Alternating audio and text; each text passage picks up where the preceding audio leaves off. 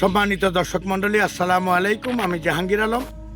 আশা করি আপনারা সবাই ভালো আছেন, ভালো থাকুন। আল্লাহর কাছে আমি এটাই দোয়া করি, আমি ইনশাল্লাহ ভালো আছি। আজকে আপনাদের মাঝে কিছু কথা নিয়ে হাজির হলাম। সবাই আমার এই ভিডিওটা দেখবেন, এক ভাই আরেক ভাইকে দেখার সুযোগ করে দেবেন।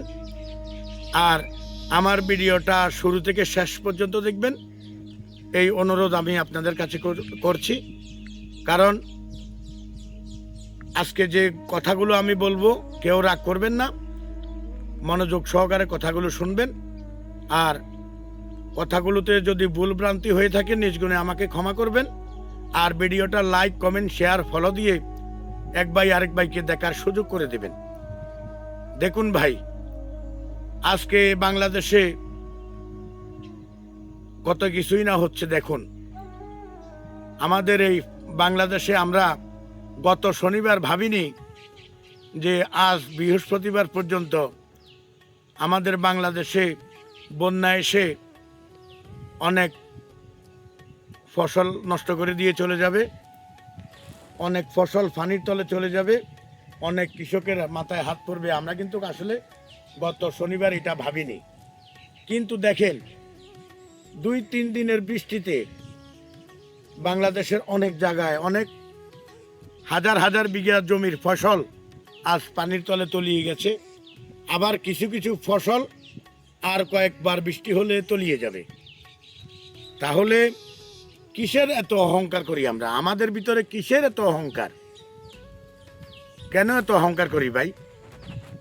আমি যে এখন আপনার সাথে কথা বলতেছি, এই ফেসবুকে এসে ভিডিও করতেছি, কিন্তু আমি যে বাড়ির যাব এই গ্যারান্টিও কেউ আমাকে দিতে পারবে না, কেউ দিতে পারবে না। থাকতো আমি আপনারা যারা এখন আমার ভিডিওটা দেখতেছেন, যারা আমার এই ভিডিওটা দেখতেছেন, তারাও তো এমনও তো হতে পারে ভিডিও শেষ হওয়ার পরে মৃত্যু হয়ে যেতে পারে, কারণ কোনো গ্যারান্টি নাই। কোন কবি বলেছিল,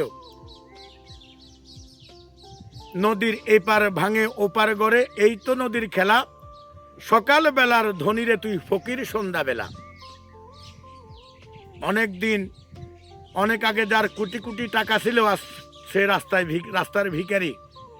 আর যারা অনেক আগের ভিখারি ছিল, তারা আজকে কোটিপতি। আমরা মানুষ কেন এত অহংকার করি বলেন? আরেক কবিও বলেছিল, ওরে তবে কেন এই মানুষের ভিতরে অহংকার ভরা, ওরে তবে কেন এই মানুষের ভিতরে অহংকার ভরা, দুনিয়ায় 3.5 হাতে লম্বা মানুষ অর্ধেক ফারা, দুনিয়ায় 3.5 হাতে লম্বা মানুষ অর্ধেক ফারা। 3.5 হাত বডির ভিতরে অর্ধেক ফারা, অর্ধেক জোড়া। এখন যদি মরে যাই, তাহলে 1000 বৃষ্টি আসবে, কিন্তু আমার লাশ ঘরে থাকবে না। 1000 তুফান আসবে, কিন্তু আপনার লাশ ঘরে থাকবে না।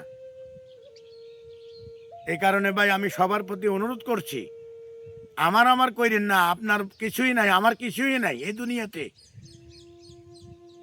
এই দুনিয়ায় আমাদের জন্য শুধু ক্ষণস্থায়ী, দীর্ঘস্থায়ী বলতে কিছুই নাই। আমি আপনি মরার পরে 3.5 হাত মাটি ছাড়া আর খালি হাত ছাড়া আর কিছুই কবরে যাবে না।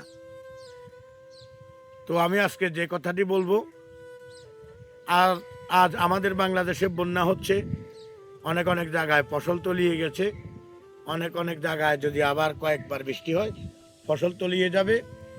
তো যারা দানবীর আছেন, যারা পয়সাওয়ালা আছেন, তারা জানি অনেকে অনেক জায়গায় দান করবেন, অনেকে অনেক জায়গায় সহযোগিতা করবেন, দান করবেন, সহযোগিতা করবেন, করেন, অসুবিধা নেই। তবে আপনারা দান করে, আপনারা কিছু কিছু লোককে দান করেন যারা মধ্যবিত্ত পরিবার, আমাকে দান করে ফেসবুকে দেন, সমস্যা নাই। আমি আপনাদের কাছ থেকে চাইয়া খাই। আমার ভিডিও যদি ফেসবুকে দেন, সমস্যা হবে না। আর আমার আত্মীয় স্বজন যারা আছে, তারা আমাকে অনেক আগ থেকেই চিনে জানে। কিন্তু কিছু কিছু পরিবার আছে, আপনারা তাদেরকে দান করে ওই দানের ভিডিও ফেসবুকে আপলোড করেন, ইউটিউবে আপলোড করেন, টিকটকে আপলোড করেন আপনারা দান করেছেন, আপনাদেরকে মানুষ দানবীর বলবে। তো ওই দানটা যে করলেন, যাকে দান করলেন তার নিজের শ্বশুরবাড়ির আত্মীয় স্বজন থাকতে পারে, তার মেয়ে শ্বশুরবাড়ির আত্মীয় স্বজন থাকতে পারে, তার ছেলের শ্বশুরবাড়ির আত্মীয় স্বজনগুলো থাকতে পারে। তো আপনি যে তাকে দান করলেন, দান করে আপনি তার এই ভিডিওটা সোশ্যাল মিডিয়াতে দিয়ে দিচ্ছেন, ওই দানটা যে করলেন ওই ভিডিওটাতে দিলেন, বলেন আপনি দান করলেন, এই দানের কি লাভ হলো? তার যে ক্ষতিটা হলো, তার আত্মীয় স্বজনদের তাকে বলবে, তখন আপনার দানটাকে নিয়ে আপনার দানটা যে তাকে করলেন, আপনি তাকে সহযোগিতা করলেন, কিন্তু ওই সহযোগিতা একদিন তার গলার কাটা হয়ে যায়। কারণ কিছুদিন আগে আমি অনলাইনে একটা লোককে দেখলাম, উনি একজন অসহায়কে দান করেছেন, করার পর ওই ভিডিওটা ফেসবুকে দিয়েছেন, টিকটকে দিয়েছেন, দেওয়ার পরে ওনার আত্মীয় স্বজন ওনাকে ছোট করে কথা বলে। লাস্ট পর্যন্ত উনি যে দানটা করেছেন, যে দানবীরকে ওই